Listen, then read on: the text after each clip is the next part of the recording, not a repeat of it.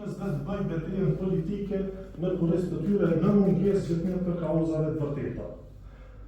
Po besoj që nuk janë as 2 javë s'kan kaluar prej kur nga kryetari tanishëm i komunës Prishtinës dëgjonin se si do të transformohet trafiku urban dhe transporti publik në komunën e Prishtinës, ndërka që tash 2 javë më vonë, pra nga transformimi kemi kaluar në bankrotim.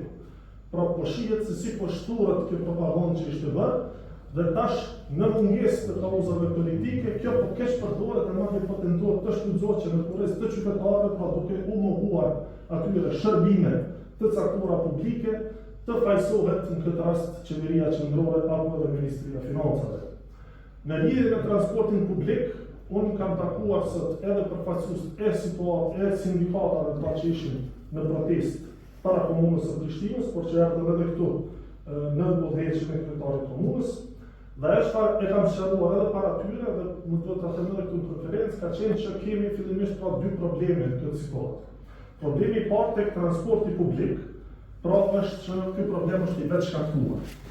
Pra kjo do të ndodhte edhe po të kishte buxhet të miratuar për vitin 2025 për komunën e Prishtinës. Sepse siç e dini, edhe ju, pra ka pasur vendime elektorale për të larguar apo për të liruar nga pagesa shumicën e kategorive të qytetarëve. Kjo ka rezultuar pra që shumica e qytetarëve të përfundojnë të liruar nga pagesat, mos paguajnë për bileta dhe kësaj pra barrën e ka marrë përsipër komunën e Prishtinës në një kohë kur nuk ka pasur buxhet të miratuar.